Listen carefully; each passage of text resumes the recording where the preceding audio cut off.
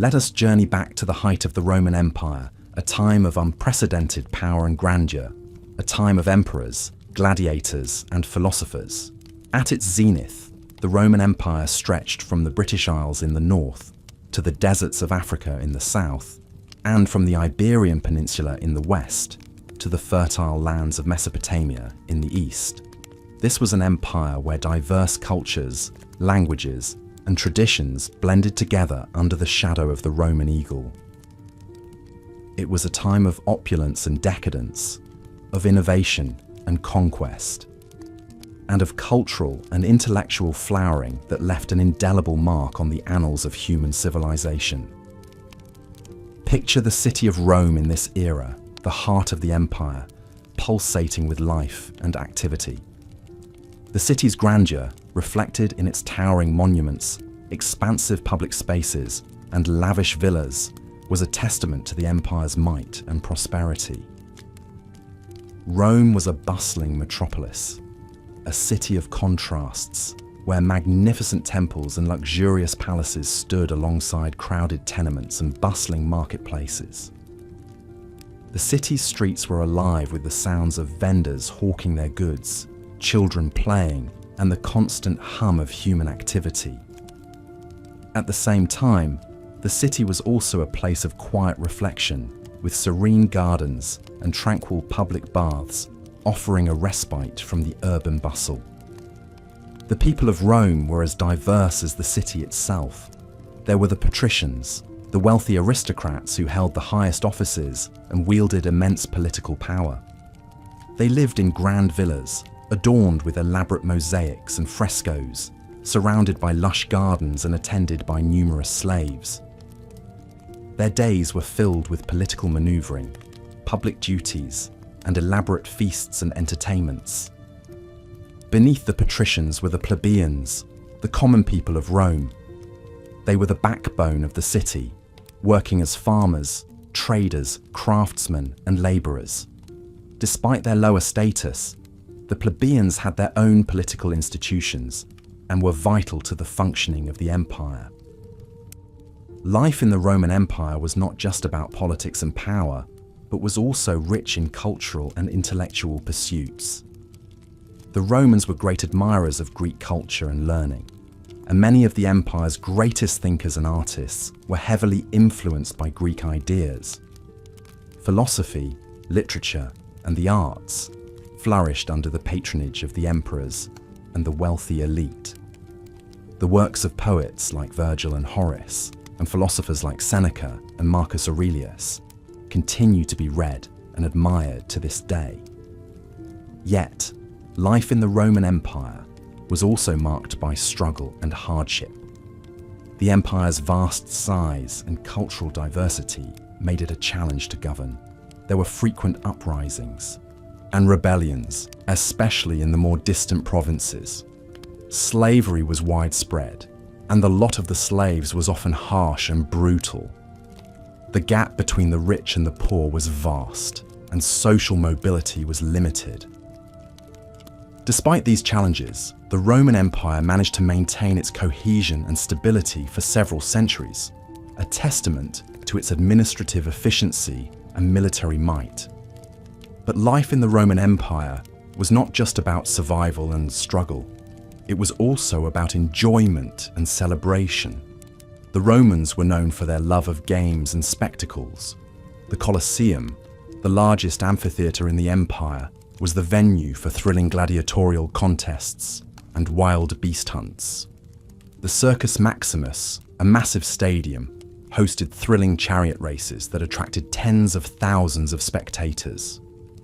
These spectacles, often sponsored by the emperors and wealthy citizens, were not just forms of entertainment, but also important tools for maintaining social order and promoting Roman values. Religion was another integral part of life in the Roman Empire. The Romans practiced a polytheistic religion, worshipping a pantheon of gods and goddesses. They believed in the divine origin of their city and their empire, and performed elaborate rituals and sacrifices to ensure the favor of the gods.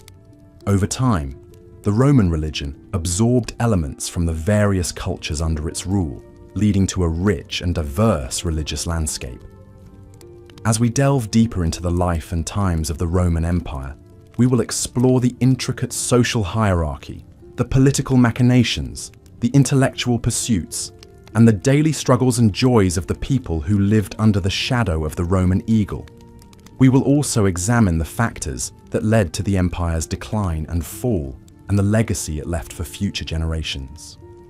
As we journey through this fascinating period of history, let us remember that the Roman Empire was not just a political entity, but a vibrant and diverse civilization, a melting pot of cultures and ideas that shaped the course of human history. In this journey back in time, we have already begun to explore the grandeur and complexity of life during the peak of the Roman Empire.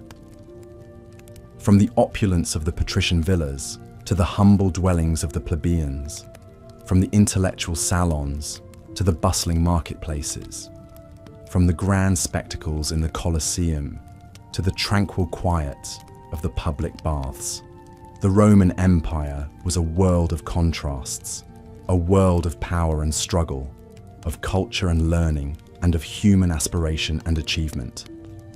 As we continue this journey, let us immerse ourselves in this fascinating era, learning from its lessons, appreciating its accomplishments, and marveling at its enduring legacy.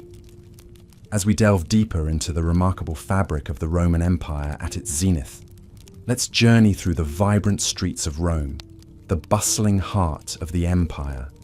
Imagine the sight of grand edifices and public structures, like the Colosseum and the Pantheon, that punctuated the city's skyline. These architectural marvels were a testament to Rome's unparalleled engineering prowess, and they continue to captivate us in the present day. The most common dwelling in Rome was the insula, or apartment building. These structures were often built cheaply and could be prone to fires and collapses. However, this was the everyday reality for most Romans, as only the wealthy could afford private homes. These domus were luxurious private residences with rooms arranged around a central courtyard, often adorned with intricate mosaics and frescoes. In the Roman society, the family was perceived as a fundamental unit. The paterfamilias, or father of the family, held an almost absolute power, known as patria potestas, over his kin.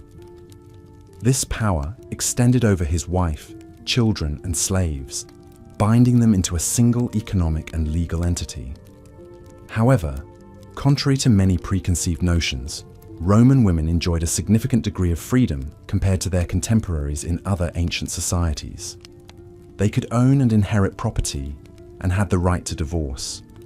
Slavery was an integral part of the Roman economy and society.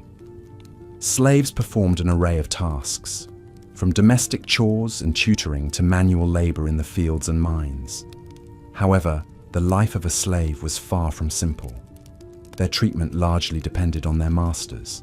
Some slaves were treated relatively well, while others were subjected to severe hardships.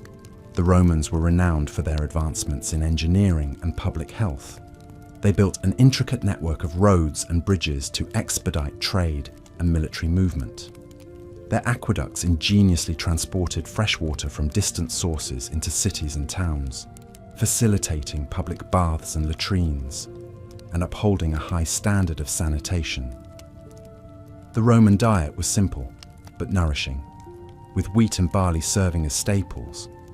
They enjoyed a variety of fruits, vegetables, and legumes, and the wealthier Romans could afford meat, fish, and exotic spices. The Romans were also known for their love of wine, which was consumed at all meals and social occasions. Education was highly valued in Roman society. Wealthy Romans often hired private tutors for their children, while the less affluent sent their children to public schools. The curriculum was rigorous, focusing on reading, writing, arithmetic, and moral conduct. Religion permeated every aspect of Roman life. The Romans worshipped a pantheon of gods and goddesses, each governing a different aspect of life. They believed in the importance of maintaining a proper relationship with the gods through rituals and sacrifices, a practice known as pietas. Despite its grandeur, the Roman Empire was not devoid of social issues. Poverty and class disparity were rampant, and the gap between the rich and the poor was starkly visible in the city's urban landscape. Public entertainment, such as gladiatorial games and chariot races, were often used as a means to divert the population's attention from these societal problems. As we step back and view this intricate tapestry of Roman life, we find a society characterized by a blend of remarkable achievements and profound challenges. From their architectural marvels to their social structures, the Romans crafted a civilization that continues to influence our world today. As we close our eyes and drift into sleep, we carry with us the echoes of this ancient world, reminding us of the indelible human capacity to create, adapt, and endure. As we delve deeper into the Roman Empire at its zenith, let's explore the remarkable city planning and infrastructure that underpinned its prosperity. Intricate designs, remarkable efficiency, and the use of advanced building materials were characteristic of Roman city planning, reflecting a society that valued organization, practicality, and luxury. At the heart of every Roman city was the Forum, a public square that served as the central hub for political, economic, and social activities. The Forum was typically surrounded by important government buildings, temples, and markets. It was here that citizens gathered to discuss politics, engage in trade, or simply socialize. Larger cities like Rome had multiple forums, each with its unique identity and purpose. A city's grandeur was often epitomized by its monumental structures. The most famous of these is perhaps the Colosseum in Rome, an engineering marvel that could accommodate up to 50,000 spectators. It was used for public spectacles such as gladiatorial contests, mock sea battles, animal hunts, and executions. But lest we think all Roman cities were adorned with such grandiose structures, it's worth noting that smaller towns and cities had their own amphitheatres, albeit on a more modest scale. A quintessential feature of Roman city planning was the grid system. Roads were laid out in a grid pattern, with the two main roads, the Cardo and Decumanus, intersecting at the centre of the city. This efficient layout facilitated easy navigation and had the added advantage of dividing the city into manageable blocks. The streets were often lined with shops and stalls, creating a lively and bustling atmosphere. But the Romans didn't just excel at city planning. They were also masters of infrastructure. Their aqueducts, for example, were a marvel of engineering, using gravity to transport water from distant sources into the heart of the city. The Romans understood the importance of clean water for the health and well-being of their citizens, and their aqueducts, some of which are still in use today, are a testament to their foresight and ingenuity. Not to be overlooked is the Roman sewer system, the Cloaca Maxima, another engineering feat that greatly improved the sanitation and hygiene of the city. It was a vast underground network that carried away waste and stormwater, maintaining cleanliness and reducing the risk of disease. Roman homes, known as domus, were equally impressive. In cities, these homes were often part of insulae, a kind of multi-story apartment building. The ground floor was typically reserved for shops or businesses, while the upper floors housed the living quarters. Wealthier Romans, however, lived in detached houses with multiple rooms, a central courtyard, and often private baths. The baths were not merely a place for hygiene, but also a social centre. The grand bathhouses, like the baths of Caracalla in Rome, boasted an array of facilities, including hot and cold baths, saunas, gymnasiums, and even libraries. Patrons could enjoy a leisurely soak, exercise, or engage in intellectual discourse, all under one roof. From their city planning and infrastructure to their homes and social centres, the Romans demonstrated a deep understanding of urban living. They recognized the need for organization, cleanliness, leisure, and community, and implemented these principles in their designs. This attention to detail, coupled with their technological prowess, contributed to the high standard of living during the peak of the Roman Empire. As we continue our journey, we will further explore the Roman lifestyle, their food, clothing, and entertainment, all of which played a significant role in shaping the unique culture of this great civilization. But for now, let's take a moment to appreciate the remarkable planning and infrastructure that underpinned the prosperity of the Roman Empire at its zenith. As we continue our journey into the past, we now find ourselves at the heart of the Roman Empire, its bustling capital, Rome. The city stood as a testament to the empire's grandeur, a place where one could witness the full breadth of Roman life and culture. Indeed, Rome was the epitome of what it meant to live during the peak of the Roman Empire. As we wander through the ancient city in our minds, we first come across the famous Roman bathhouses, or thermae. These were not merely places for hygiene, but served as social hubs, where Romans of all social classes would gather to gossip, conduct business, and relax after a long day. These bathhouses were architectural masterpieces, boasting large heated pools, steam rooms, and gymnasiums. Some, like the baths of Caracalla, even housed libraries, lecture rooms, and shops.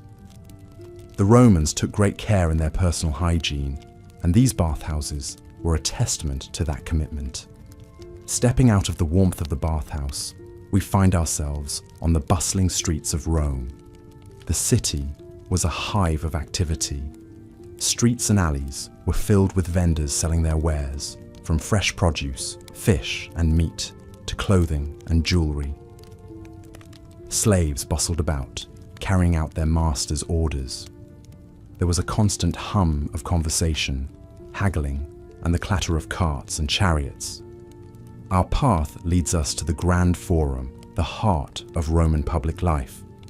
Here, one could find the great temples, the Senate House, and the markets.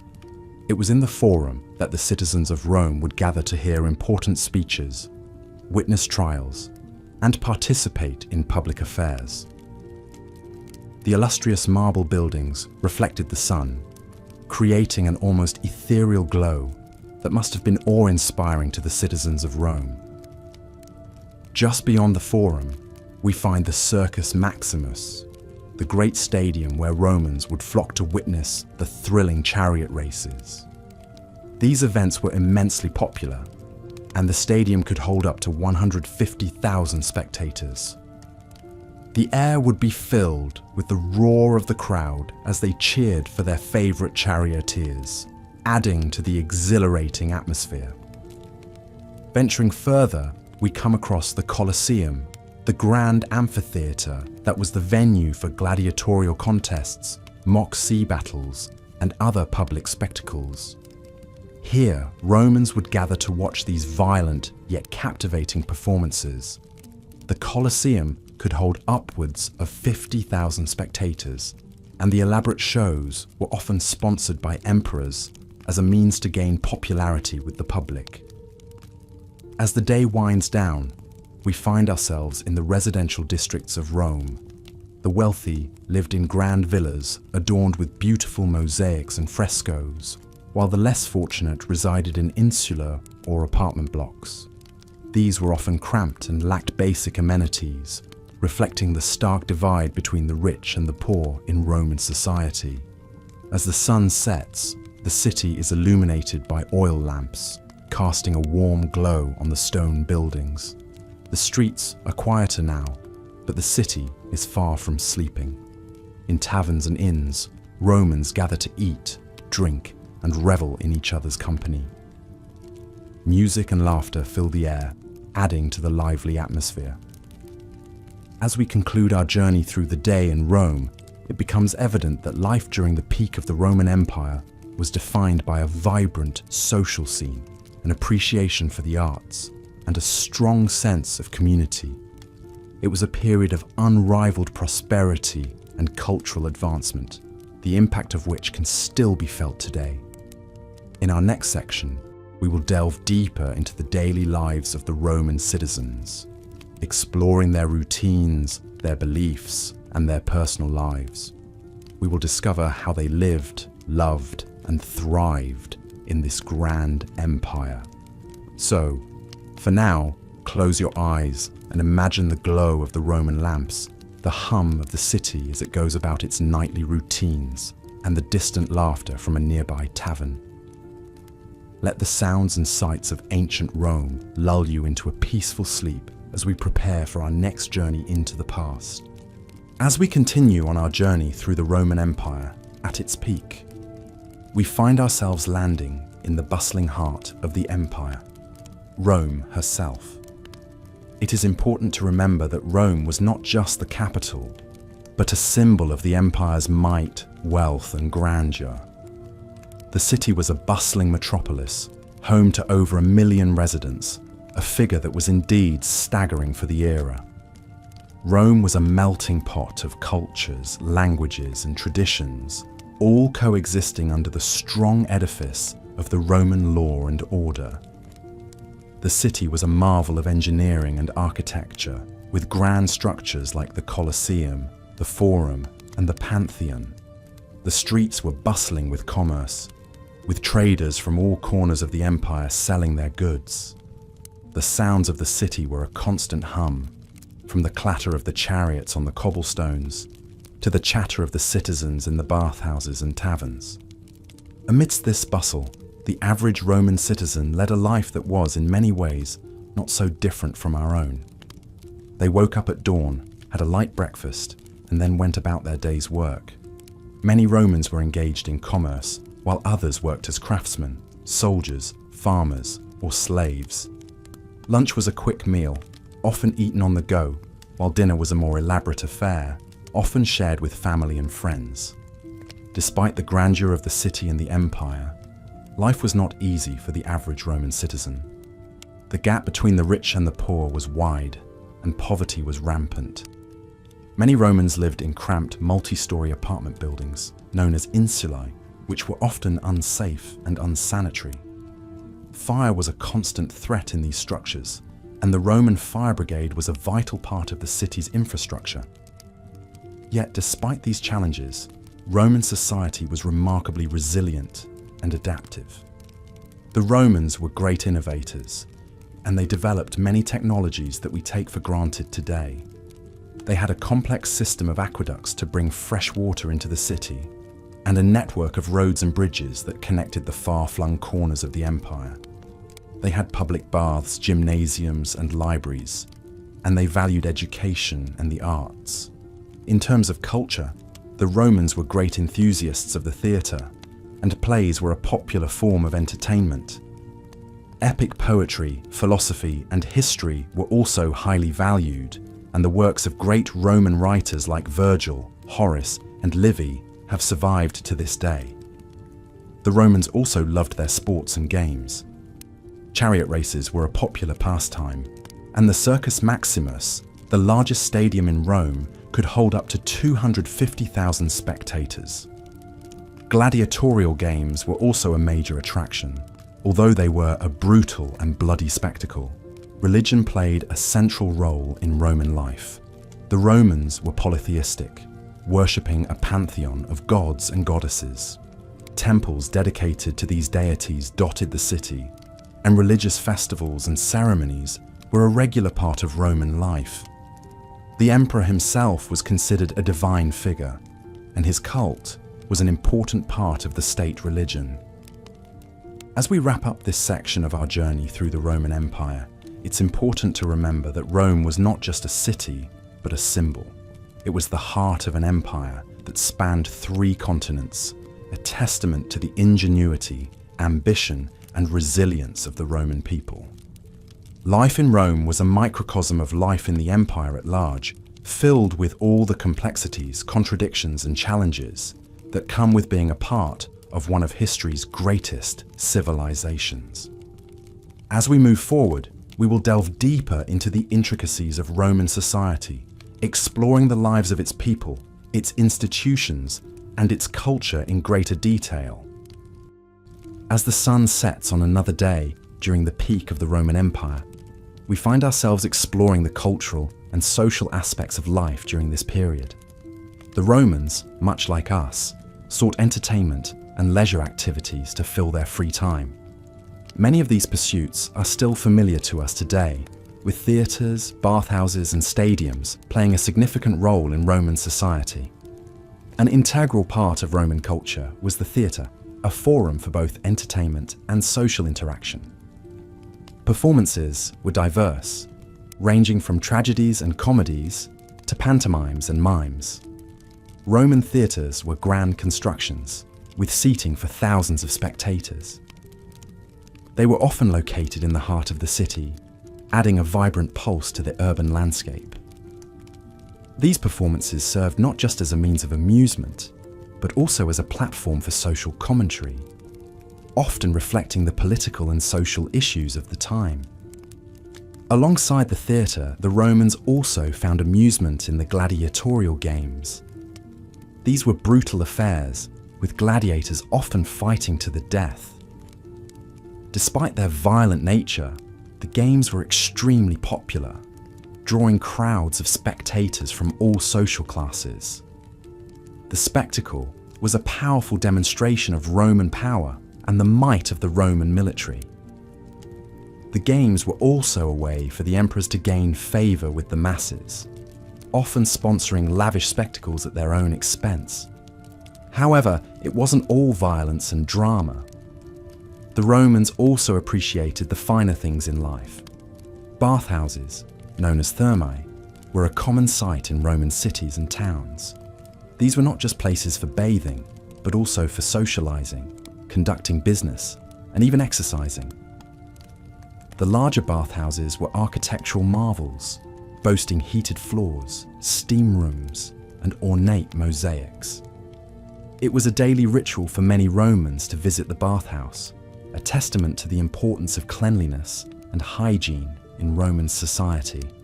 Roman cuisine, another fascinating aspect of their culture, was diverse and sophisticated. The diet of a Roman citizen would vary greatly depending on their social status. The wealthy Romans indulged in extravagant feasts, with dishes made from a variety of exotic ingredients. These banquets were often elaborate affairs, lasting several hours and accompanied by entertainment. On the other hand, the diet of the common Roman citizen was more modest, typically consisting of grains, fruits, vegetables, and occasionally meat. The social structure of the Roman Empire was rigid, with a clear distinction between the aristocratic elite and the common citizens. At the top were the emperors and the senatorial class, followed by the equestrians, and then the plebeians. Slaves, who were considered property rather than citizens, were at the bottom of this hierarchy. Despite these social divisions, there was a degree of social mobility within Roman society. Through military service, financial success, or political ambition, it was possible for individuals to rise through the ranks. This relative social mobility, along with the promise of Roman citizenship, made the empire an attractive prospect for many outside its borders. Education was highly valued in Roman society. Children from wealthy families were often tutored at home, learning a curriculum that included literature, history, and philosophy. The less privileged, however, often received a more basic education, if any at all. Regardless of social class, education was seen as essential for preparing young Romans for their roles as citizens and leaders. Religion played a crucial role in Roman society, with an extensive pantheon of gods and goddesses worshipped by the populace. Temples dedicated to these deities dotted the landscape of the empire, acting as centers for religious ceremonies and festivals. The Roman calendar was filled with religious observances, demonstrating the importance of religion in daily life. As we delve deeper into the life of the Romans, we begin to see a society that is both familiar and alien to us. Their customs, traditions, and daily routines offer a fascinating glimpse into a civilization that, despite its eventual decline, has left an enduring legacy on the world. As the night draws in, let's take a moment to appreciate the complexity and richness of Roman life during the peak of the empire. Tomorrow, we will continue our journey, exploring the political and military aspects of Rome at its zenith. For now, however, let's close our eyes and dream of the grandeur that was Rome. As we delve deeper into our exploration of life during the peak of the Roman Empire, or Pax Romana, we move our focus from the bustling streets and the grandeur of the public spaces to the intimate settings of Roman homes. The home, or domus, was a critical part of Roman society, and it offers us a fascinating glimpse into the daily life of the period. Roman homes varied greatly depending on the wealth and status of their owners. The rich lived in spacious, opulent houses decorated with intricate mosaics and frescoes, while the poor resided in cramped, multi-story apartment buildings known as insulae. The domus, the traditional home of the wealthy Roman, was a marvel of architectural design. The typical domus consisted of several rooms, including a dining room, triclinium, bedrooms, cubicula, a kitchen, and a study or office, tablinum. At the heart of the domus was the atrium, a large, open central space with an opening in the roof that allowed rainwater to collect in a shallow pool below called the impluvium. This ingenious design provided natural light and ventilation while also serving a practical function. The walls of these homes were often adorned with intricate frescoes, depicting scenes from mythology, landscapes, or daily life. Floors were often covered in mosaics, painstakingly crafted from tiny coloured tiles. The themes of these mosaics range from simple geometric patterns to complex scenes from mythology, history, or the natural world. These decorative elements were more than just aesthetic. They were a way for the homeowner to display their wealth, taste, and education. The Roman domus was also a place of work. Many wealthy Romans had shops or offices attached to their homes where they conducted their business affairs.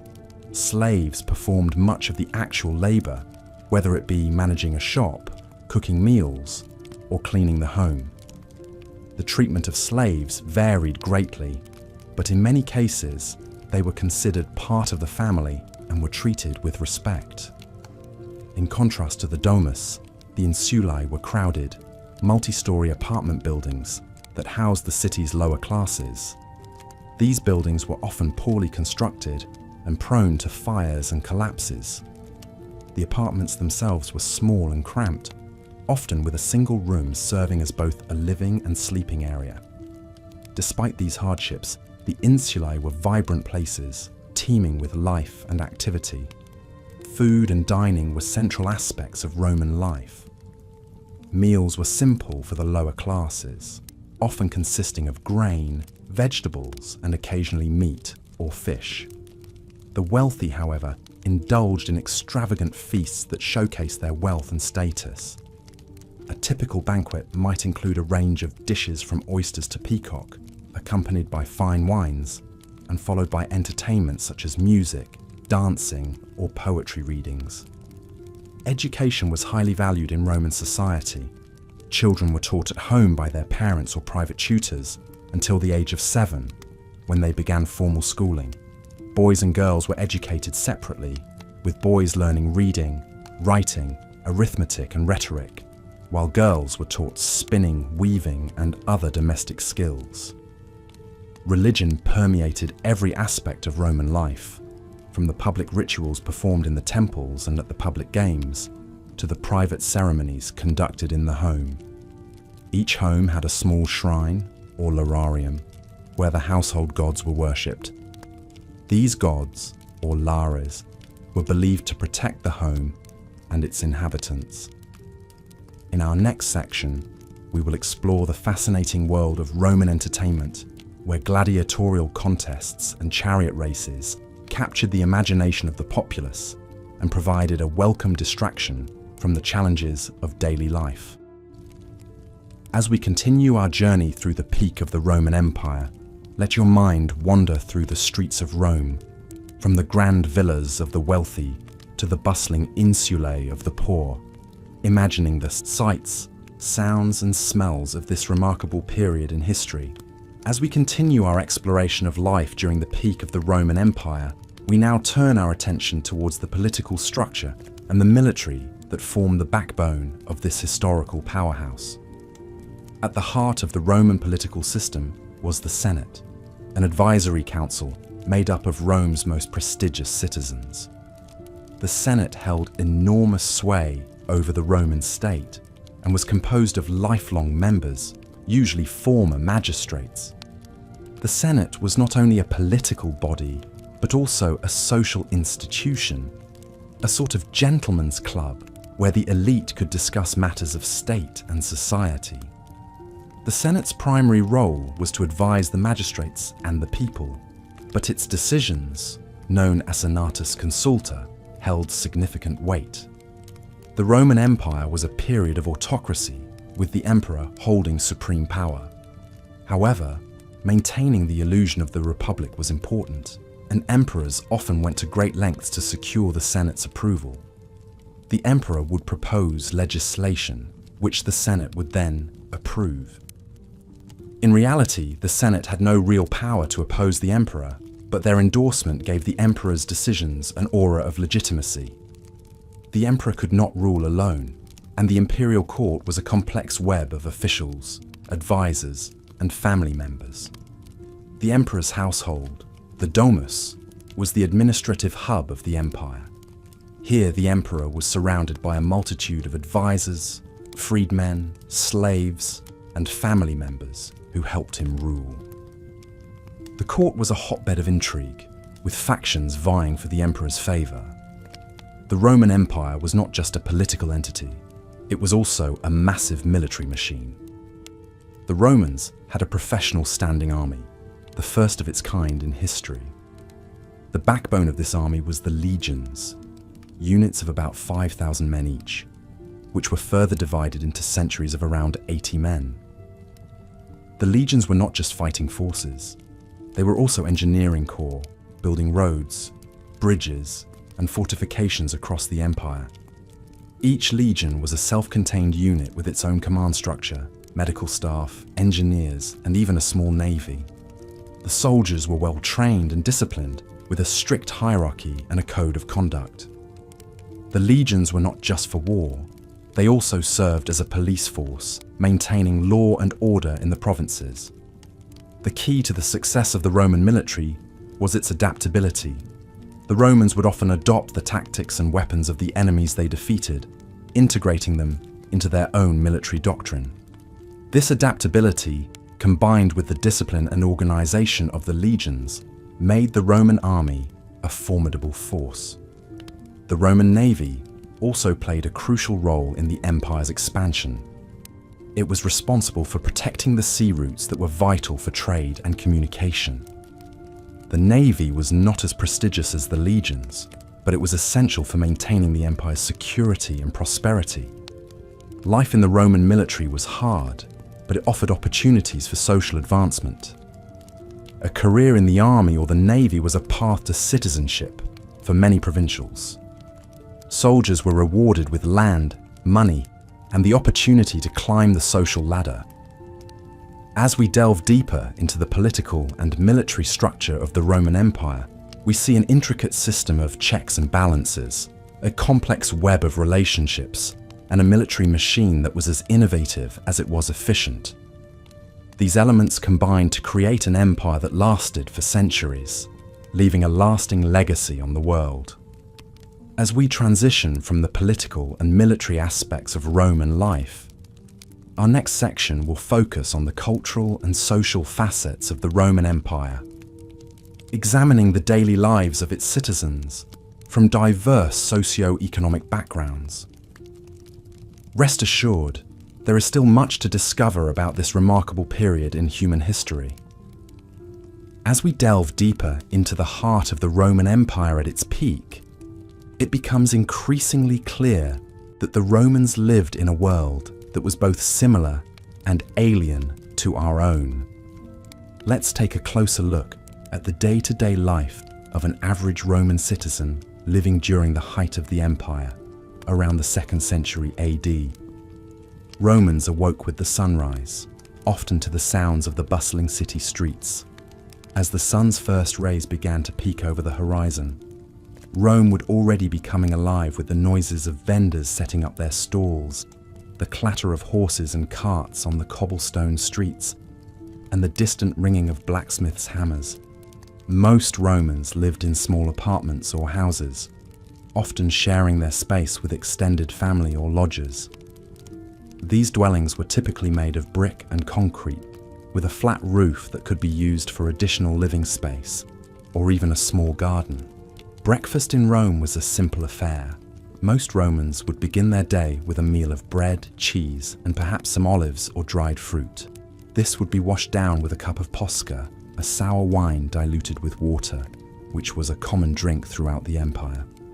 After breakfast, the men of the house would usually head off to work or to the forum, while the women would remain at home to oversee the household chores. The Roman workday was fairly short by modern standards, often ending in the early afternoon. This was partly due to the hot Mediterranean climate, which made it impractical to work during the hottest part of the day. After work, many Romans would head to the baths, a key part of Roman social life. These weren't just places to get clean, but were also spaces for socializing, exercising, and even conducting business. Roman baths were grand, elaborate buildings, often featuring a series of heated rooms and pools. Visitors would typically start in the tepidarium, a warm room that helped to open the pores, before moving to the hotter coldarium. After sweating in the heat, they would plunge into the cold waters of the frigidarium. Many baths also had gymnasiums, libraries, and even barbershops. The Romans took their bathing very seriously, viewing it as both a social duty and a mark of civilization. After their visit to the baths, Romans would return home for cena, the main meal of the day.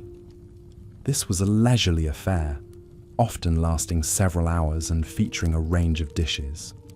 A typical Roman cena might include a starter of eggs or a salad, followed by a main course of meat or fish, and finishing with a dessert of fruit or honeyed cakes. Wine was a common accompaniment to the meal, usually served watered down. Evening in Rome was a time for relaxation and entertainment. Many Romans would attend the theatre or watch gladiatorial games at the Colosseum. Others might visit a tavern for a drink and some gambling, or enjoy a leisurely stroll around the city. As darkness fell, the streets of Rome would be lit by oil lamps, casting a warm, flickering glow over the city. Despite the many similarities to our own lives, it's important to remember that life in the Roman Empire was also marked by vast inequalities. Slavery was a fundamental part of Roman society, and the lives of slaves were often harsh and brutal. At the other end of the scale, the Roman elite lived lives of unimaginable luxury, feasting on exotic dishes and wearing garments of the finest silk. As we close this section of our journey through the Roman Empire, we are reminded of the extraordinary complexity and diversity of this ancient civilization. Rome was a city of contrasts, where grandeur and squalor existed side by side. It was a place where the mundane and the extraordinary were intertwined, creating a society that continues to fascinate us over 2,000 years later. As we continue our exploration in the sections to come, we will delve further into the intricacies of Roman society, shedding more light on this remarkable period in history. As we continue our journey through the historical era of the Roman Empire, let's delve into the daily life and customs during the Pax Romana, or Roman peace, a period of stability and relative peace that lasted from 27 BC to 180 AD. This era was marked by significant growth and prosperity, with the empire's boundaries extending from Britain in the north to Egypt in the south, Spain in the west, and Mesopotamia in the east. At the heart of the empire was the city of Rome itself, a bustling metropolis of over 1 million people. Its citizens were a diverse mix of not just Romans, but also Greeks, Jews, Gauls, Germans, Britons, Thracians, Egyptians, and many others from the far corners of the empire. Rome was the hub of trade, politics, and culture, with magnificent public buildings and luxurious private homes showcasing the wealth and power of the empire. Roman society was strictly hierarchical. At the top of the social pyramid were the senators, members of the oldest and wealthiest families of Rome, who held most of the political power. Below them were the equestrians, wealthy businessmen and professionals. The bulk of the population were the plebeians, free citizens who could vote but held little political power. At the bottom were the slaves, who had no rights and were considered property. Life in Rome was a blend of work, leisure, and public participation. Most Romans worked 6 days a week, with businesses and shops opening early in the morning and closing in the afternoon. Many Romans were traders, artisans, or farmers, though some held jobs as teachers, doctors, or civil servants. Slaves performed much of the manual labor, from construction work and rowing ships to household chores. Despite the long hours of work, Romans also knew how to enjoy life. Public baths were a popular place for socializing after a day's work, where Romans could relax, play games, and discuss politics. The Romans loved their games, from board games like tabula, similar to backgammon, to physical activities like wrestling and horse racing. The most popular spectator sport was the gladiatorial games, where trained fighters battled each other, or wild animals, in front of large, cheering crowds. Food was another important aspect of Roman life. Most Romans ate 3 meals a day: a light breakfast, a main meal at midday, and a light dinner in the evening. The diet of the common Roman consisted mostly of cereals, bread, cheese, fruits, vegetables, and occasionally meat. The wealthy, on the other hand, indulged in extravagant feasts with exotic dishes, fine wines, and elaborate desserts. Education was highly valued in Roman society. Wealthy families often employed tutors to educate their children at home, while poorer families sent their children to school. Boys and girls both received basic education, but higher education was reserved mostly for boys. Subjects taught included reading, writing, arithmetic, music, and rhetoric, with the latter being particularly important for those aspiring to a political career. Religion was a central aspect of Roman life, with every home having a small shrine to the household gods. The Romans honored a wide pantheon of gods and goddesses, each presiding over different aspects of life. Temples were common sights in Rome, and religious festivals, sacrifices, and processions were frequent occurrences. The Romans also believed in divination and consulted soothsayers for guidance on important decisions. As we immerse ourselves in the tapestry of daily life during the Pax Romana, we can better appreciate the complex society and culture that the Romans built.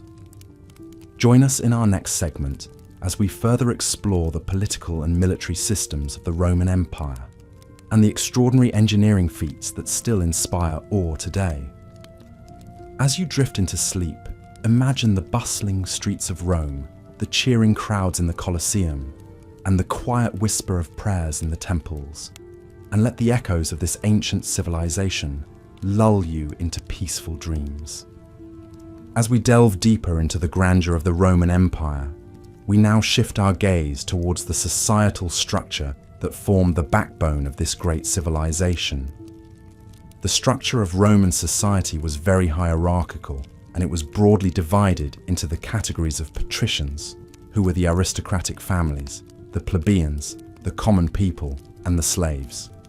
The patricians were the elite of Roman society.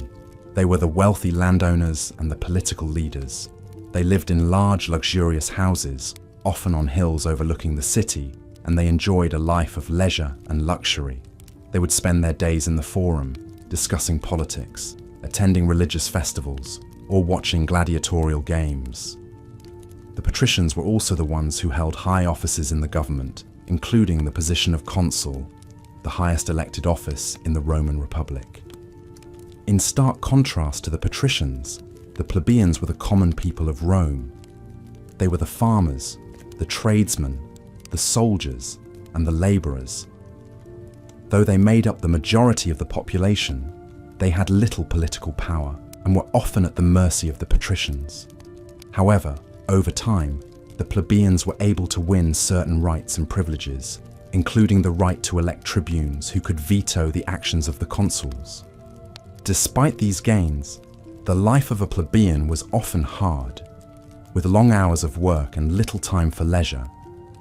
However, it is important to note that the line between plebeians and patricians was not always clear-cut. Many plebeians were able to gain wealth and status through their efforts in trade or military service. These new men, as they were called, often tried to emulate the lifestyle of the patricians, building large houses and sponsoring public games and festivals. Slavery was a significant part of Roman society and the economy. Slaves were used for a variety of tasks, from agricultural labour to household chores. They could be bought and sold at markets, and they were often treated harshly by their masters. However, it was possible for a slave to earn their freedom, and freed slaves could become citizens, albeit with limited rights. The Romans had a unique way of looking at wealth and status. Unlike many societies, they did not necessarily equate wealth with virtue. Instead, they valued a concept they called dignitas, which can be loosely translated as dignity or prestige. This was a measure of a person's influence, reputation, and standing in society. A person could increase their dignitas by serving in the military, holding public office, or sponsoring public works. In terms of entertainment, the Romans had a love for spectacle and drama. The Colosseum, with its gladiatorial games, was the epitome of this. These games, often sponsored by wealthy patricians, would draw crowds of tens of thousands. Gladiators, who were often slaves or criminals, would fight to the death for the entertainment of the crowd. The Romans also loved theatre, and plays were often performed at festivals and religious ceremonies. Religion played a crucial role in Roman society, and it was deeply ingrained in every aspect of life. The Romans worshipped a pantheon of gods and goddesses, each with their own domain and responsibilities.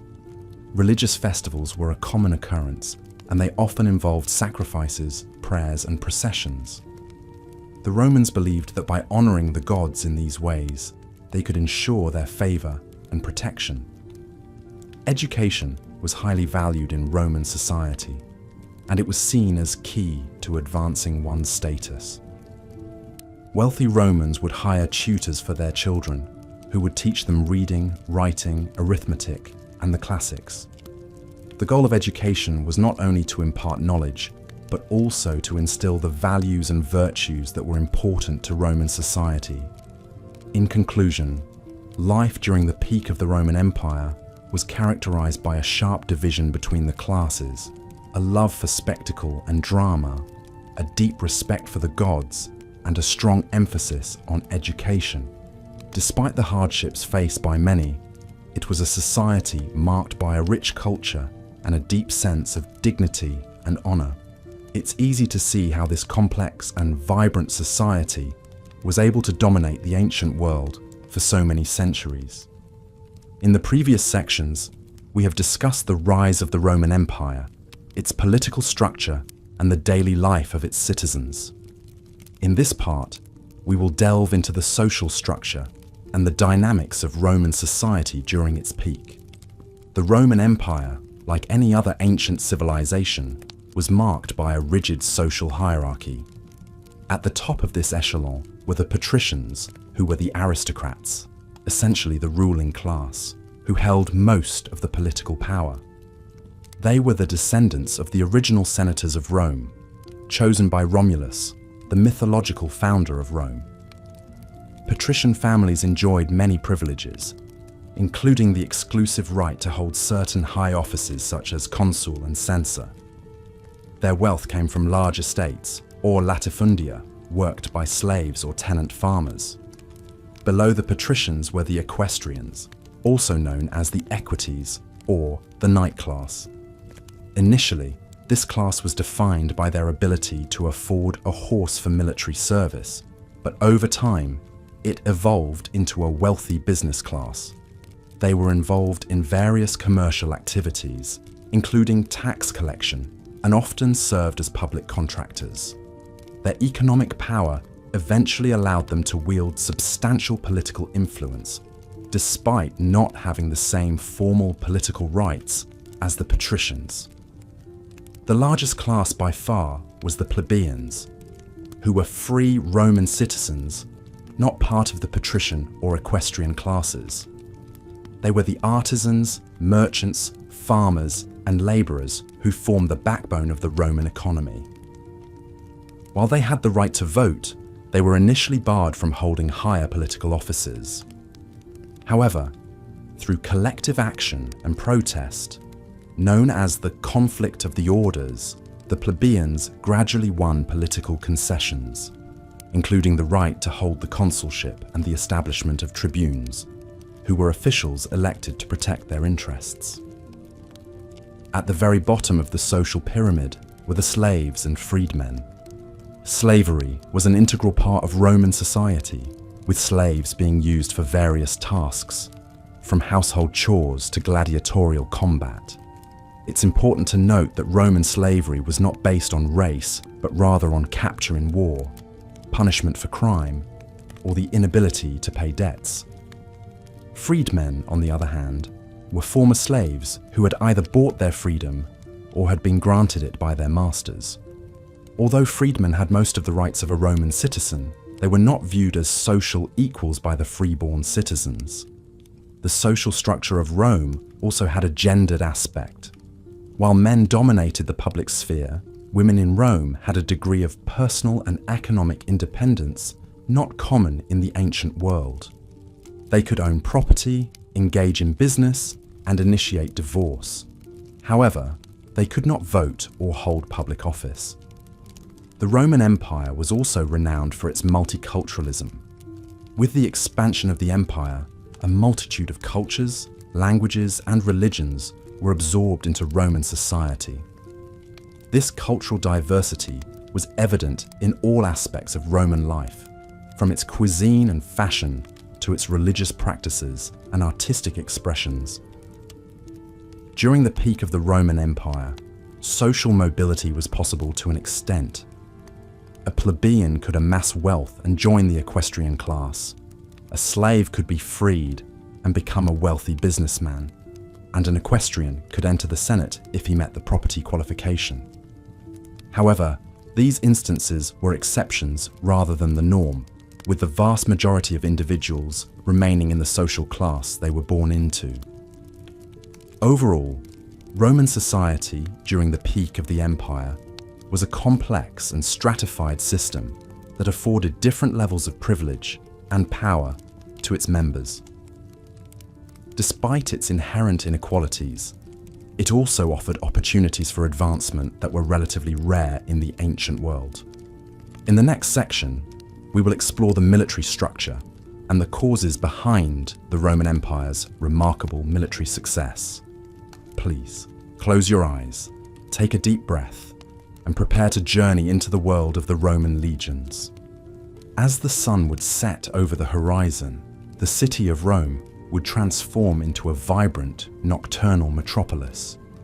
Street vendors would close their stalls, labourers would return from the fields, and the city's many taverns and bathhouses would begin to light up, their warm glow casting shadows on the cobbled streets.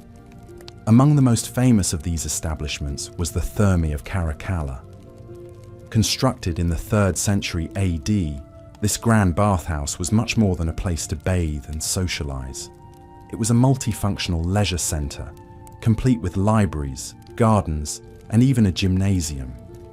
Patrons of the Thermae would start their visit in the Apoditerium, a changing room lined with wooden lockers. From there, they would proceed to the Tepidarium, a room of moderate temperature where they would begin the process of sweating out impurities. Then, they would move on to the Caldarium, a hot bath, and finally the Frigidarium, a cold pool designed to close the pores and invigorate the body. This ritual not only promoted hygiene, but also relaxation and camaraderie among the patrons, who ranged from politicians to poets, generals to gladiators. After a visit to the bathhouse, Romans might attend a banquet, another cornerstone of social life in the empire. These events were extravagant affairs, with guests reclining on couches and enjoying delicacies like roasted peacock and stuffed dormice. The wealthier the host, the more lavish the banquet, with some aristocrats employing professional entertainers to amuse their guests. Music, poetry, and even acrobatic performances were all common features of these events. But life in the Roman Empire was not all leisure and luxury. There was also a darker side to the society, one that was characterized by inequality and brutality. While the wealthy enjoyed the comforts of villas and banquets, the poor lived in squalid conditions, often in cramped multi-story apartment buildings known as insulae. These buildings were prone to collapse and fire, and the residents often lacked basic amenities like running water or sanitation. Moreover, the empire was built on the backs of slaves, who performed a wide range of tasks, from manual labor in the fields to domestic service in the homes of the wealthy. Slaves were considered property and were often treated harshly, and their only hope for freedom was through manumission, a process by which a slave could be freed by their master. Despite these challenges, the Roman Empire was a remarkably stable society, characterized by a strong legal system and efficient administration. The Romans were skilled engineers, constructing a vast network of roads and aqueducts that facilitated trade and communication across the empire. They were also innovative architects, pioneering the use of concrete and the arch, innovations that allowed them to build magnificent structures like the Colosseum and the Pantheon. Additionally, the Romans were known for their literary and artistic achievements. Poets like Virgil and Ovid penned epic works that are still studied today, while sculptors created realistic portraits of emperors and gods.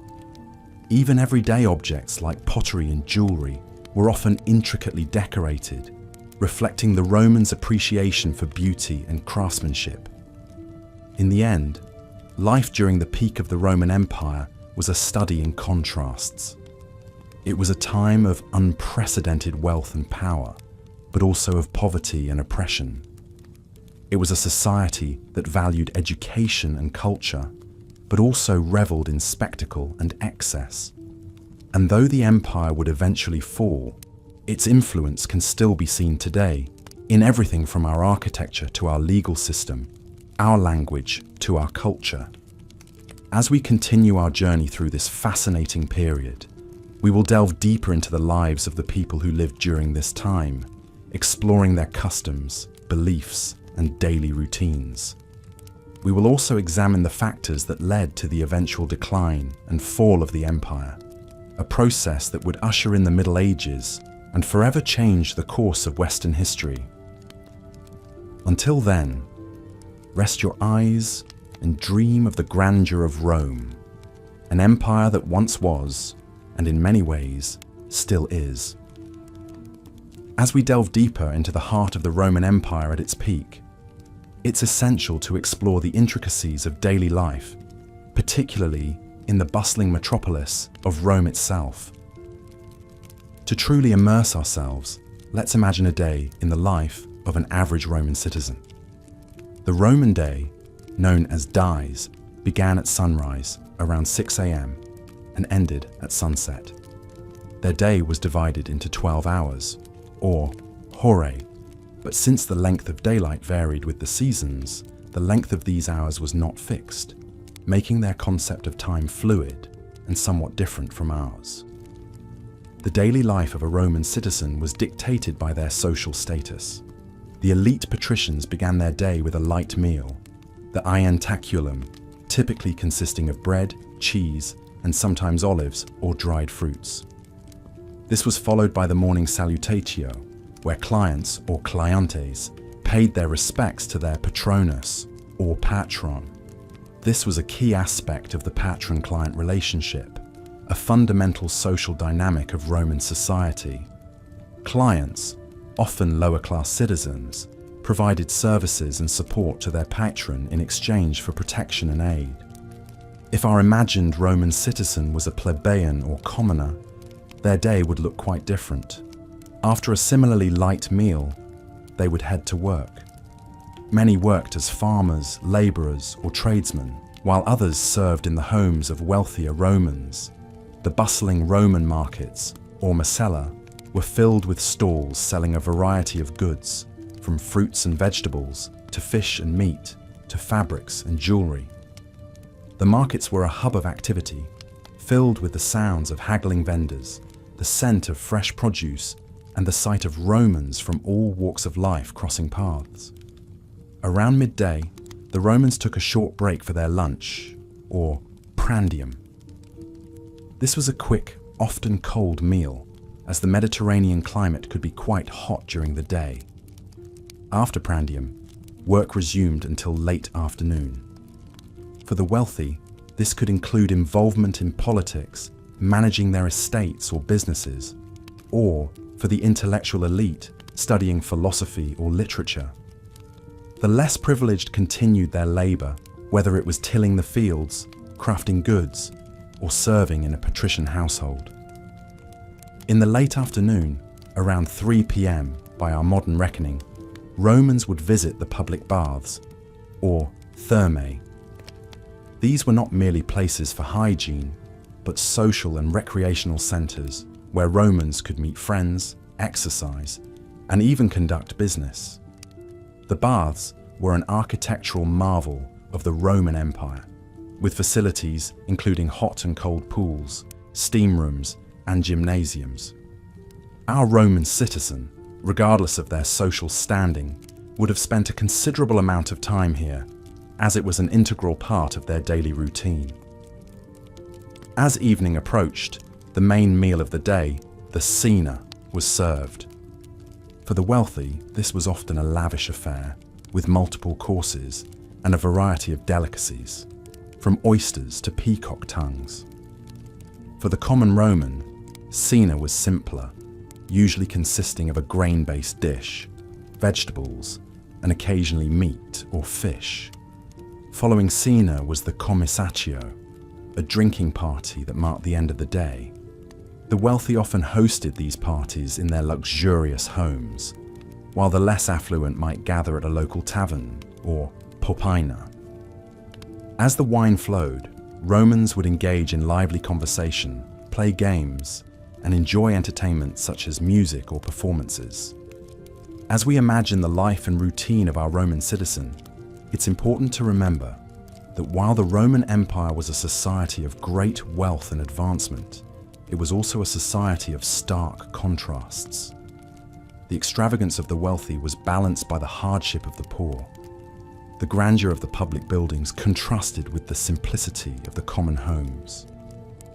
Yet regardless of status, all Romans shared in the rhythm of the dies, the vibrant culture, and the collective identity of being part of one of the most influential civilizations in history. This exploration of a day in the life of a Roman citizen offers us a glimpse into the complexities and nuances of daily life during the peak of the Roman Empire. As we continue our journey, we'll delve deeper into the societal structures, cultural practices, and historical events that shaped this remarkable civilization. As we delve deeper into the rich tapestry of the Roman Empire at its peak, we find ourselves wandering through the bustling streets of Rome, a city thriving with unparalleled cultural and economic prosperity. Outsiders were drawn towards Rome's magnificence, its architectural grandeur, and the promise of a life full of opportunities and adventures. The city, during this period, was not merely a geographic location, but a potent symbol of power, civilization, and grandeur. Imagine being a Roman citizen in the first 2 centuries AD. As dawn breaks, you would be awakened by the distant hum of the city coming to life. The smell of fresh bread wafts from the bakeries. The clatter of metal from blacksmith shops reverberates through the narrow alleyways, and the clamour of traders and merchants fills the air with an infectious energy. As you step out onto the cobblestone streets, you'd see a variety of people going about their daily routines. The majority of the Roman population comprised of artisans, labourers, and small-time merchants. They were the backbone of the Roman economy, contributing significantly to its prosperity. The middle class, or the equestrians, were successful business owners and government officials. And then there were the patricians, the upper class of the society, who were large landowners and held high-ranking political positions. Education was highly valued in Roman society. Wealthy families employed a private tutor or sent their children to a ludus, where they were taught grammar, rhetoric, philosophy, and physical education. The less privileged, however, had limited access to education, their knowledge often restricted to what they learned from their parents or through apprenticeships. Despite the social disparities, Roman society was bound by a shared love for entertainment and leisure. Public bathhouses, or thermae, were popular social spaces where Romans of all classes could relax, exercise, and engage in intellectual discourse.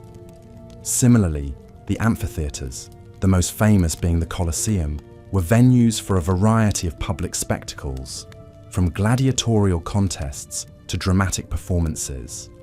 The Roman diet was simple yet nourishing, with staples like wheat, olive oil, and wine. Wealthy Romans had the luxury of indulging in elaborate feasts with a variety of meats, seafood, fruits, and desserts.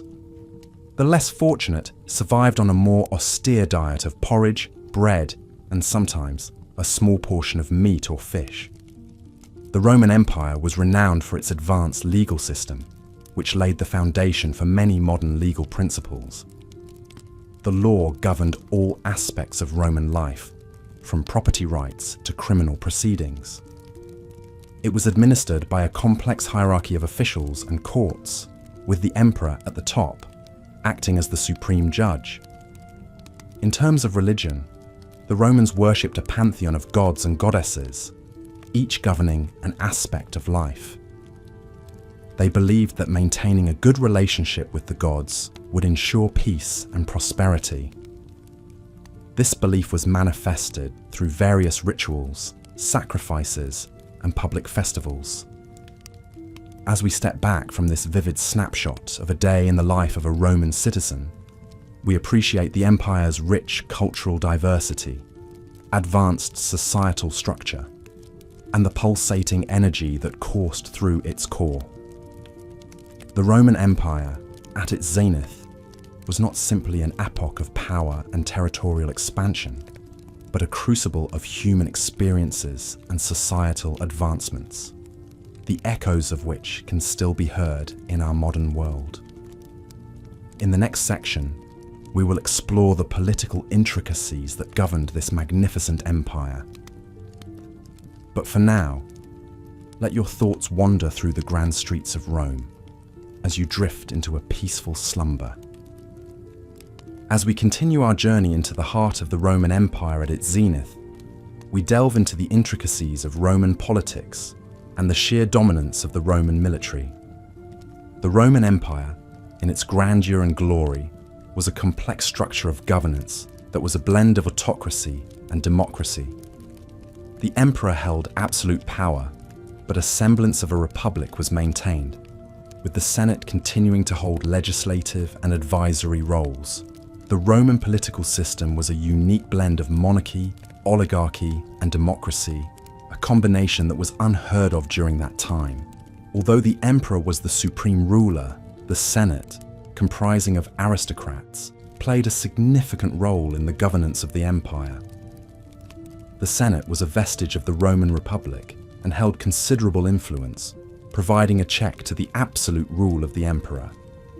Senators were appointed by the emperor, and they held their position for life, unless they were expelled for misconduct.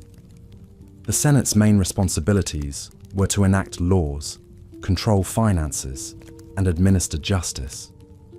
While the political structure of the Roman Empire was intricate, the military might of Rome was straightforward. It was the most formidable army of its time. The Roman military was a well-organized, disciplined, and efficient fighting force. It was divided into legions, each consisting of about 5,000 soldiers. The legions were further divided into centuries, each led by a centurion. The Roman military was a meritocracy, with promotions based on courage and competence rather than social status. The military might of Rome was not solely due to the discipline and organization of its army. The Romans were also innovators in military technology. They developed the pilum, a type of spear that was designed to bend upon impact, making it impossible for the enemy to throw it back. The Romans also engineered roads and bridges, which facilitated the quick movement of their troops and supplies. The Roman Empire was not just a military and political powerhouse. It was also a hub of culture and learning. Roman literature, art, architecture, and philosophy still influence our world today. The Romans were great patrons of the arts. Emperors often commissioned grand architectural projects, such as the Colosseum, the Pantheon, and the Baths of Caracalla, to demonstrate their wealth and power. Roman literature was rich and varied, with works ranging from epic poems to philosophical treatises. The works of Virgil, Ovid, Horace, and Seneca are still studied and admired today. Roman philosophy, particularly Stoicism, had a significant influence on the empire. The Stoics believed in the importance of virtue and the pursuit of wisdom. They taught that one should strive to maintain tranquility and peace of mind, regardless of the external circumstances. The culmination of Roman culture, politics, and military might was evident in their legal system. Roman law was a sophisticated system of statutes, legal principles, and court decisions. It was based on the principle of justice and the rule of law. The Romans created a legal system that was designed to be fair and just, and it served as the foundation for many modern legal systems. As we reflect on the grandeur of the Roman Empire, we must also acknowledge its shortcomings. There was a significant gap between the rich and the poor, with a small elite enjoying immense wealth, while the majority of the population lived in poverty. Slavery was common, with slaves making up a significant portion of the population. Despite these flaws, the Roman Empire remains one of the most influential civilizations in human history. As you drift closer to sleep, imagine the bustling streets of Rome, with its grand architecture, busy markets, and lively forums. Imagine the senators debating in the Senate House, the soldiers training in the military camps, and the philosophers discussing the nature of life in the public squares. The Roman Empire, in all its complexity and grandeur, truly was a marvel of human civilization. As we continue our exploration, let the echoes of the past lull you into a peaceful slumber, dreaming of marble columns, murmuring fountains, and the eternal city at the heart of an empire. As we continue to explore the complexities of life during the peak of the Roman Empire, we now turn our focus towards its economy and trade. Rome's economy was a complex and multifaceted system, which was interwoven with their political structure and cultural norms. Its strength was based on agriculture, trade, and slave labor. The vast expanse of the Roman Empire, which spanned 3 continents, brought with it a wide variety of trade goods and opportunities. At the heart of Rome's economy was agriculture. A majority of Rome's populace was involved in farming in some manner. From the rich patricians who owned vast estates, to the poor plebeians who tilled the soil, everyone had a stake in the harvest. Grain, particularly wheat, was the staple crop, but vineyards and olive groves were also prevalent. The rich soil of the Italian peninsula, coupled with the temperate Mediterranean climate, made it ideal for agriculture. The production of food, was not just for local consumption, but also for export to other parts of the empire. Rome's agricultural surplus was one of the key factors that allowed it to sustain its vast population and military. Trade was another vital part of the Roman economy. Rome was a hub of commerce, with goods flowing in from all corners of the empire. The Mediterranean Sea, often referred to as the Roman Lake, was the chief conduit for this trade. Ships laden with grain from Egypt, spices from the east, and tin from Britain would dock at the bustling ports of Rome. The city's markets were filled with a plethora of goods from all over the known world, a testament to the empire's reach and power. Local craftsmen also contributed to the trade, producing goods such as pottery, textiles, and metalwork, which were exported across the empire. One cannot discuss the Roman economy without mentioning slave labor. Slavery was a deeply ingrained part of Roman society, and it underpinned much of the economy. Slaves worked in all sectors, from agriculture to crafts, and even in the homes of the wealthy. They were bought and sold in markets, and their labor contributed significantly to Rome's wealth and prosperity. While the treatment of slaves varied, their lives were often harsh and filled with hardships. Despite the prosperity and abundance, the Roman economy also had its share of problems. Inflation was a recurring issue, brought on by the empire's constant military campaigns and the resultant debasement of the currency. The gap between the rich and the poor was stark, with the bulk of the wealth concentrated in the hands of a small elite. This socio-economic divide would eventually contribute to the empire's decline. However, during its peak, the Roman Empire was a testament to the power of economic organization and trade. Its ability to harness the resources of a vast territory and channel them into a single, unified economy was a remarkable feat. The impact of Rome's economic system can still be felt today in the foundations of modern economies and trade practices. So, as you lay back and let your thoughts drift, imagine the bustling Roman markets filled with goods from distant lands, the rustling wheat fields under the Mediterranean sun, and the clinking of coins changing hands. The Roman economy was a complex machine, but one that powered the empire and shaped the world in many ways. As you drift closer to sleep, let the echoes of this ancient world lull you into peaceful dreams. Tomorrow, we will explore more facets of life during the peak of the Roman Empire. Good night. As we continue our exploration of life during the peak of the Roman Empire, we now turn our attention to the realm of entertainment and the arts. This was a period when Rome was at the pinnacle of its cultural and artistic achievements, and the city was a hub for artists, writers, and performers from across the empire. The theatre was one of the most popular forms of entertainment during this time, and a wide variety of plays were performed, from high drama to ribald comedy. The actors in these plays were often slaves or freedmen, and they performed in masks, which could be highly exaggerated to depict different characters. The Romans also enjoyed pantomime, a form of performance that involved a solo dancer telling a story through movement, while a chorus sang or spoke the lines. Despite the lack of physical theatres in the early days of the empire, the Romans had a strong tradition of dramatic performances, and it was not uncommon for temporary stages to be built for specific festivals or events. The Romans also had a great love for spectacle, and nothing embodied this more than the gladiatorial games. These games, which were often held in the grand amphitheatres that dotted the empire, were a chance for the Romans to display their wealth and power. They featured a range of events, from chariot races to animal hunts. But the most famous were the fights between gladiators.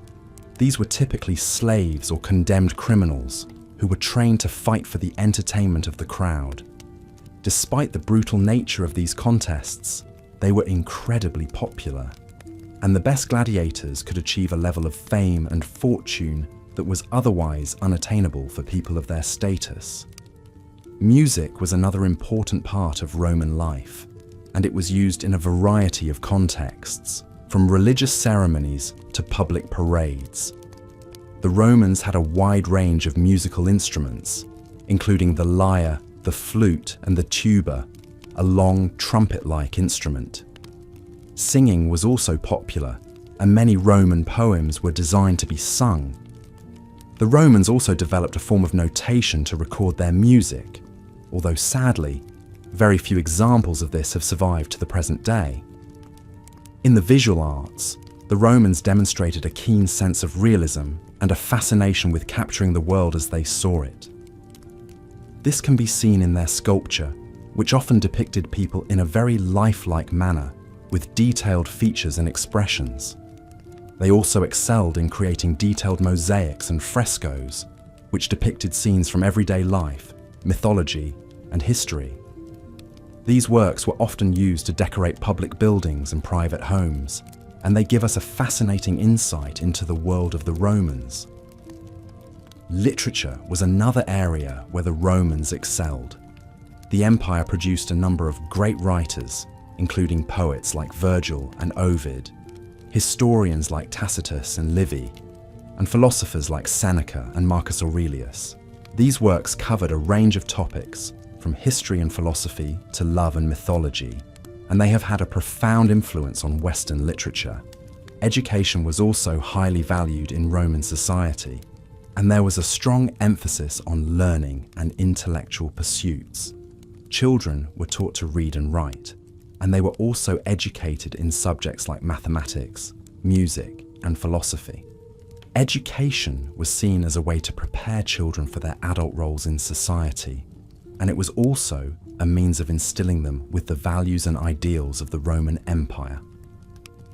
Despite the many advancements and achievements of the Roman Empire, it's important to remember that life during this time was not without its challenges. The society was highly stratified, with a vast gap between the rich and the poor. Slavery was widespread, and many people lived in conditions of extreme hardship. However, for those who were able to navigate the complexities of Roman society, there were also opportunities for wealth, power, and cultural enrichment. As we move forward in our exploration of the Roman Empire, we will delve deeper into the complexities of Roman society, examining the political, economic, and social structures that underpinned the empire's success. We will also explore the factors that led to the empire's eventual decline, shedding light on the fragility of even the most powerful of empires.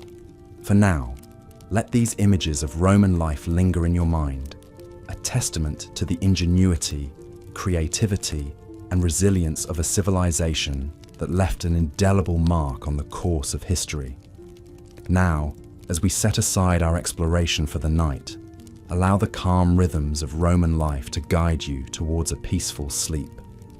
Our journey through the historical tapestry of the Roman Empire continues as we delve deeper into the complexities of daily life during its apex, a period distinguished by vast territorial expansion, relative peace, and notable cultural advancements. Imagine the bustling streets of Rome, the heart of the empire, teeming with people from all walks of life, from affluent senators to humble slaves. The Roman Empire at its peak was a melting pot of cultures, a vivid tapestry of intertwined destinies that shaped the course of history. Let us start our exploration with the typical Roman home, or domus. Architectural advancements allowed the Romans to build multi-story residences, a testament to their engineering prowess. For the wealthy, these homes were often sprawling, luxurious affairs, complete with intricate mosaics, frescoes, and statues. At the center of the domus was the atrium, a courtyard that often housed the impluvium, a basin to collect rainwater. This open space, enlivened by the play of light and shadow, was the heart of the Roman home, a place for socializing, conducting business, and even religious ceremonies. However, this picture of domestic luxury was not the standard for all Romans. The majority of the population, particularly in Rome, lived in insulae, multi-story apartment buildings. These structures, sometimes reaching 6 or 7 stories high, were often cramped and lacked the amenities of the domus. The lower floors, sturdier and less prone to fire, were typically occupied by the wealthier tenants, while the higher, more precarious floors were home to the less fortunate. The Roman diet was heavily influenced by the Mediterranean climate and the empire's vast territories. The staple foods included grains, primarily wheat, which was used to make bread. Romans also consumed a lot of vegetables, legumes, and fruits, both fresh and dried. Meat was a luxury, typically enjoyed by the wealthy or on special occasions. Fish and seafood, however, were common, especially in coastal regions. One of the most striking aspects of Roman culinary culture was the use of garum, a fermented fish sauce that Romans used as a flavor enhancer, much like we use salt today. The production of this sauce was a significant industry in many Roman towns. However, its smell was reportedly so overpowering that factories were often located on the outskirts of towns. In the domain of fashion, the Romans are perhaps best known for the toga, a large woolen garment that was wrapped around the body. While it has come to symbolize Roman citizenry, the toga was generally reserved for formal occasions due to its cumbersome nature. On a daily basis, most Romans, both men and women, wore a simple tunic. The quality and decoration of the tunic often indicated the wearer's social status. For example, senators wore tunics with a broad purple stripe, while equestrians, members of the lower aristocracy, wore a narrower stripe. The Romans were also fond of jewelry, with both men and women adorning themselves with rings, bracelets, necklaces, and earrings. Wealthier Romans often had jewelry made of gold and adorned with precious gems, while those of more modest means wore pieces made from less expensive materials. On the topic of leisure, the Romans had a penchant for public spectacles. The Colosseum, perhaps the most iconic structure from this period, was the site of gladiatorial contests, mock naval battles, and other public spectacles. Theatre was another popular form of entertainment, with comedies being particularly well liked. Most towns and cities in the empire had a theatre, and performances were often a part of religious festivals. Trade was a vital part of life in the Roman Empire, with goods flowing in from all corners of the empire. The marketplace, or forum, was the centre of commercial life, with merchants selling everything from foodstuffs to clothing to exotic goods from far-off lands. The Romans also developed an impressive road system, which facilitated trade and military movements.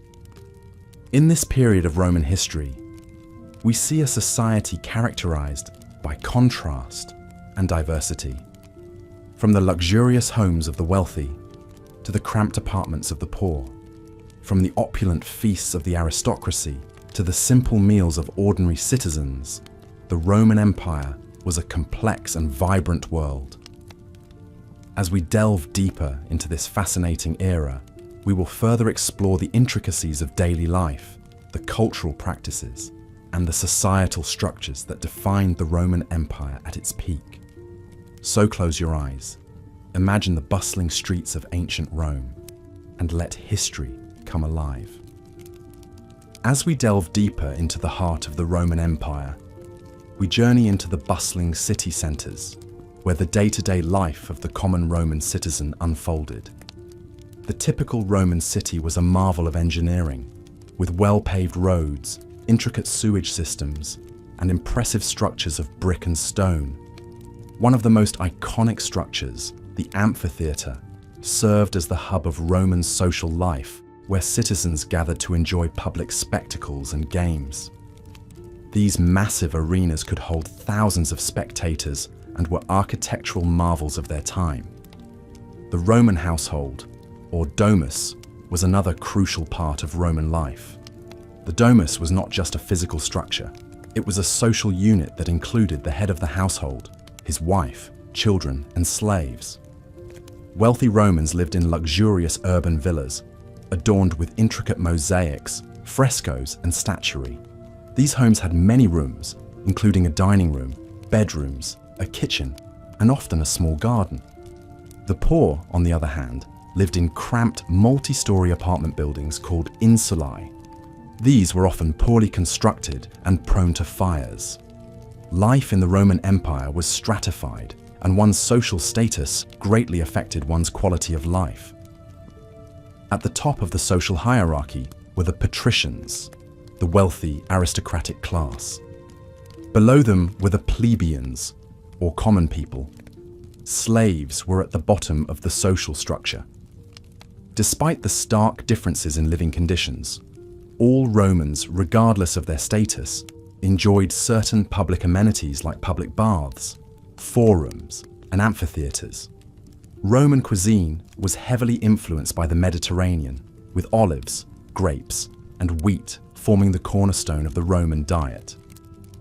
Wealthy Romans dined on exotic dishes like peacock tongues and dormice, while the common people subsisted on a diet of bread, porridge, and vegetables. Wine was a staple beverage for all strata of society, often diluted with water. The Romans were a deeply religious people, with a pantheon of gods and goddesses whom they worshipped in elaborate temples and shrines. They believed in the divine origins of their city and attributed their military success and prosperity to the favor of the gods. Religion was deeply intertwined with the state, and the emperor was often deified and worshipped as a god. Education was highly valued in Roman society. Wealthy children were taught at home by private tutors, learning subjects like rhetoric, philosophy, and mathematics. Poorer children, however, often lacked access to formal education and learned trades from their parents instead. Despite this, literacy rates in the Roman Empire were relatively high compared to other ancient civilizations. Roman law was a complex system, built on centuries of tradition and precedent. Roman law influenced many subsequent legal systems, and many of its principles are still in use today. Notably, the Romans were among the first to establish the concept of innocent until proven guilty. Roman society was also marked by its love for leisure and entertainment. The Romans enjoyed public spectacles like gladiatorial games and chariot races, held in massive arenas like the Colosseum. Theatre and music were also popular forms of entertainment, with many Romans playing musical instruments and attending plays in their free time. In the Roman Empire, life was a blend of luxury and hardship, of grand spectacles and simple pleasures. It was a society marked by its ingenuity, its love for spectacle, and its deeply ingrained social hierarchies. Despite the many challenges and inequalities, the people of Rome built a civilization that has left an indelible mark on history. As we continue our journey through the Roman Empire, we delve deeper into the lives of the Romans, exploring their hopes, dreams, and daily struggles. As we delve deeper into the day-to-day existence in the Roman Empire's pinnacle, we arrive at the realm of education and intellectual pursuits. The Romans, much like us today, understood the value of a well-rounded education. However, the form and content of this education differed significantly from our modern conception of schooling. Let's paint a vivid picture of a Roman child's educational journey, an important aspect of life during the peak of the Roman Empire. In the early morning, the Roman child, typically a boy, would be sent off to the house of a literator, or reading and writing teacher. Girls, while not entirely excluded from education, often received a less structured, less extensive education at home, focusing mainly on domestic skills. The literator would instruct the children in the basics of reading and writing in Latin, the lingua franca of the empire. This education was not free, and the cost would vary based on the teacher's reputation. The teacher's room would be filled with the hubbub of children reciting their lessons aloud, a far cry from the quiet, individualized study we associate with modern classrooms. After mastering the basics, the child would proceed to a grammaticus, a teacher of grammar and literature. Here, the child would delve into the works of great Roman and Greek authors, absorbing the cultural and moral lessons these works conveyed. The child would also learn to write in Greek, as bilingualism was highly valued in Roman society. The grammaticus would also provide instruction in rhetoric, the art of persuasive speaking, a skill highly prized in a society where public speaking played a crucial role.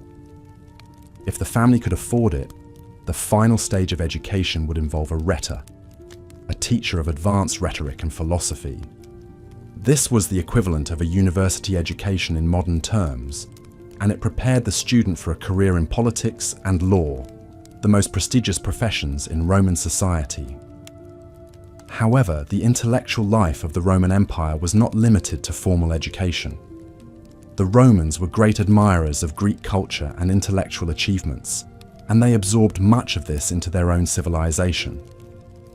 Libraries, both public and private, were widespread, filled with scrolls containing the works of great Greek and Roman thinkers. There were also public lectures and debates, where the educated elite would gather to discuss philosophical and ethical issues. Despite this focus on intellectual pursuits, the Roman education system was not without its critics. Some Romans lamented the focus on Greek culture and language, believing it detracted from traditional Roman values. There was also criticism of the harsh discipline in Roman schools, with corporal punishment a common occurrence. But whether one loved or loathed the Roman education system, it is undeniable that it was an integral part of life during the peak of the Roman Empire. It shaped the minds and values of the Roman citizens, influencing everything from politics to literature. And though it may seem foreign to us, with its emphasis on rote learning and physical discipline, it is, in many ways, the ancestor of our own education system. As we drift away from the bustling classrooms and quiet libraries of ancient Rome, we find ourselves standing at the threshold of a Roman home, ready to explore the intimate sphere of domestic life. But that is a story for another time. For now, let us close our eyes and imagine the echoing voices of Roman children reciting their lessons, the rustling of parchment scrolls in a library, the animated discussions in a public lecture. Let these images lull you into a peaceful slumber, carrying you away on the wings of history. As we continue our journey through the peak of the Roman Empire, we find ourselves stepping into the atmosphere of a bustling marketplace. Markets, or Macella as they were known in Latin, were an integral part of Roman life, serving as the hub of economic activity and social interaction. These were not just places for buying and selling, but venues where news was exchanged, politics discussed, and friendships formed. The marketplace was a bustling array of stalls, peddlers, and shoppers. It was not uncommon to see farmers selling their produce directly to the public, fishermen hawking their fresh catches, or bakers enticing passerby with the aroma of freshly baked bread. Other vendors sold items such as clothing, pottery, household items, and even slaves. The market was filled with the clamour of haggling and the clatter of coins. A foreigner stepping into the market might find it chaotic, but for the Romans, it was an organised cacophony, a dance they were well accustomed to. The Roman diet was simple but healthy. The staple food was grain, which was ground into flour and baked into bread. Olive oil and wine were also staples. The Romans enjoyed a variety of fruits and vegetables, including apples, pears, cherries, onions, leeks, lentils, and beans. Meat was a luxury, usually reserved for special occasions. The Romans also relished fish and seafood, which were readily available due to the empire's vast coastline. As the sun began to set, the market would gradually empty out, but the heart of Roman social life did not stop beating. The evening was a time for relaxation and entertainment. The Romans were avid fans of the theatre, with comedy being particularly popular. Plays were performed in large outdoor theatres, where people could sit and enjoy the performance while munching on snacks. However, the most popular form of entertainment was undoubtedly the gladiatorial games. These were violent spectacles where gladiators, usually slaves or criminals, fought each other, or wild animals, to the death. Despite the brutal nature of these games, they were incredibly popular, drawing huge crowds. The roar of the crowd, the clash of weapons, the drama of life and death played out in the arena. This was the spectacle that the Romans craved. Yet the Romans were not just about blood and spectacle. They were also deeply interested in education and philosophy. Schools were common throughout the empire, where children learned reading, writing, arithmetic, and rhetoric. The Romans also had a deep respect for Greek culture and philosophy, and many Romans studied the works of Greek philosophers such as Plato and Aristotle. The Romans also had a sophisticated legal system. They believed in the rule of law and justice. The 12 Tables, the earliest code of Roman law, laid out the legal rights and responsibilities of citizens. The laws covered a wide range of issues, from property rights to criminal law. The Romans also had a system of courts and judges to enforce the law. As the day drew to a close, the Romans would return to their homes, which varied greatly depending on their wealth. The poor lived in cramped apartments in multi-story buildings called insulae. These buildings were often poorly constructed and prone to fires. The wealthy, on the other hand, lived in luxurious villas with spacious rooms, beautiful mosaics, and lush gardens. As we leave the bustling streets and head towards the quiet of the night, we can reflect on the complexity and richness of Roman life during its peak. It was a time of prosperity and growth, but also of great inequality and violence. Yet, despite these contradictions, it was a society that left an indelible mark on world history. As we drift into slumber, we carry with us the echoes of the Roman Empire, a civilization that continues to fascinate and inspire us to this day. In the last section, we concluded our journey through the bustling markets of ancient Rome, breathing in the heady scent of spices, herbs, and olives, and listening to the dynamic sound of coinage, bargaining, and the myriad languages spoken by the diverse populace. Now, let us turn our attention to the heart of the Roman Empire, its government and politics. Rome, at the height of its power, was an oligarchy masquerading as a republic. The government was essentially controlled by a number of powerful families, known as patricians, who held the majority of political power. These families often had deep roots in the Roman society, tracing their lineage back to Rome's earliest days. Despite this concentration of power, the Romans were deeply proud of their republican ideals and made a show of electing 2 consuls each year to manage the affairs of the state. The consuls were the highest-ranking officials in the government, sharing the executive power. They were chosen from among the senators, a group of about 300 men who were the real power behind the Roman government. The Senate was the primary legislative body, responsible for making laws and decisions about war and peace. Senators were also responsible for electing the consuls, which often led to intense political rivalries and even bloodshed. In addition to the consuls and the Senate, there were several other important positions in the Roman government. These included the praetors, who acted as judges, the aediles, who were in charge of public buildings and festivals, the quaestors, who managed the state treasury, and the censors, who maintained the census and moral standards of the state. To balance the power of the patrician class, there were also institutions that allowed the participation of the common people, or plebeians, in the Roman government. The plebeians could elect their own officials, known as tribunes, who had the power to veto the decisions of the Senate. This was a crucial safeguard against the absolute rule of the patricians and allowed for a limited form of democracy in the Roman Republic. Despite these democratic trappings, corruption was rampant in the Roman government. Elections were often rigged, and bribery was a common practice. Wealthy individuals could buy political offices, and politicians often used their positions to amass personal fortunes. This corruption was one of the factors that led to the decline and fall of the Roman Republic and the rise of the Roman Empire. In the late Republic, a series of civil wars and political crises led to the rise of Julius Caesar, a charismatic general who seized power and declared himself dictator for life. After his assassination, his adopted son, Octavian, later known as Augustus, became the first Roman emperor, marking the end of the Roman Republic and the beginning of the Roman Empire. Under the empire, the Senate lost much of its power, becoming more of a symbolic institution. The emperor held absolute power, making all major decisions and controlling the military.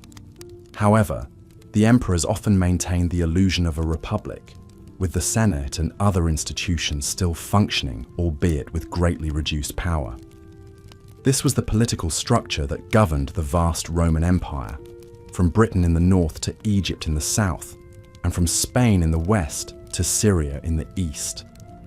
It was a complex and often corrupt system, but it managed to maintain control over a vast and diverse territory for many centuries. As we delve deeper into the Roman Empire's political landscape, we can begin to see the intricate web of power and politics that made Rome one of the most fascinating civilizations in history. In the next section, we will explore the day-to-day life of an average Roman citizen, from the working-class plebeians to the wealthy patricians. Join me as we step into the shoes of a Roman citizen and experience the sights, sounds, and experiences of living in the heart of the Roman Empire. In the heart of the Roman Empire, the city of Rome itself was a marvel to behold. As we transition into the 6th chapter of our journey through life in the Roman Empire during its peak, our focus shifts towards the urban landscape and the architectural marvels that still, to this day, inspire awe. Rome was a city unlike any other in the ancient world. It was vast, sprawling, and teeming with a population that could have been close to 1 million people. The city was divided into neighborhoods, or vici, each with its own local officials and responsibilities. These neighborhoods were a mixture of residences, businesses, and public buildings, all intermingled in a way that would be familiar to anyone living in a modern city. The homes of the wealthy, or domus, were opulent and luxurious. They were often built around a central open-air courtyard, or atrium, which served as a sort of hub for the house. Off of this atrium could be found various rooms, including dining rooms, bedrooms, and even private baths. These homes were adorned with intricate mosaics, vibrant frescoes, and other forms of art, speaking to the wealth and status of their owners. Despite the grandeur of these domus, the majority of Rome's citizens lived in apartment buildings, or insulae. These buildings could be several stories high and were often cramped and poorly constructed. In fact, fires were a common occurrence in the insulae, and there were even instances of buildings collapsing due to poor construction or maintenance. Despite these conditions, the insulae provided homes for the vast majority of Rome's populace. Public buildings were another hallmark of the Roman cityscape. The most famous of these, the Colosseum, was built during the reign of Emperor Vespasian and could hold up to 50,000 spectators. This amphitheatre was the site of gladiatorial games, animal hunts, and even mock naval battles. Other public buildings included the Circus Maximus, a chariot racing stadium that could hold up to 150,000 spectators, and the Roman Forum, which served as the political and economic heart of the city. The city of Rome was also home to a vast network of aqueducts, which brought fresh water from distant sources into the city. These aqueducts, some of which still stand today, are a testament to the engineering prowess of the Romans. The water supplied by these aqueducts was used in public baths, fountains, and even in some private homes. Public baths, or thermae, were a central part of Roman social life. These establishments offered not just the chance to bathe, but also opportunities for exercise, relaxation, and socialization. They were often grand structures, complete with hot and cold bathing rooms, swimming pools, and even libraries. Throughout the city, sanitation and public health were important considerations. The Romans built an extensive sewer system, known as the Cloaca Maxima, which drained waste from the city into the Tiber River. They also implemented measures to ensure the availability of food and to prevent the spread of diseases, including the appointment of public doctors and the establishment of grain doles. As we wander the ancient streets of Rome, we can't help but marvel at the grandeur of this city. It's a place where the opulence of the wealthy lived side by side with the struggles of the common man, where the achievements of Roman engineering stood tall against the backdrop of daily life, and where the echoes of history still resound in every stone and every corner. As we drift deeper into the night and closer to the realm of dreams, let us remember the Rome of old and envision the lives lived amongst its streets and buildings. A city of dreamers, builders, artists, and warriors. A city that was, and still is, a testament to the heights that humanity can reach. As the peak of the Roman Empire dawned, the streets of Rome began to bustle and hum with an unprecedented flurry of activity. Trade was the lifeblood of this burgeoning society, and the city's markets were always teeming with vendors selling everything from fresh produce and livestock to luxurious silks and spices imported from the east. The empire's extensive network of well-maintained roads and sea routes facilitated the transportation of goods from the farthest reaches of the empire to the heart of Rome, contributing to the city's status as a global trade hub. The daily life of a Roman citizen was largely dictated by their social status.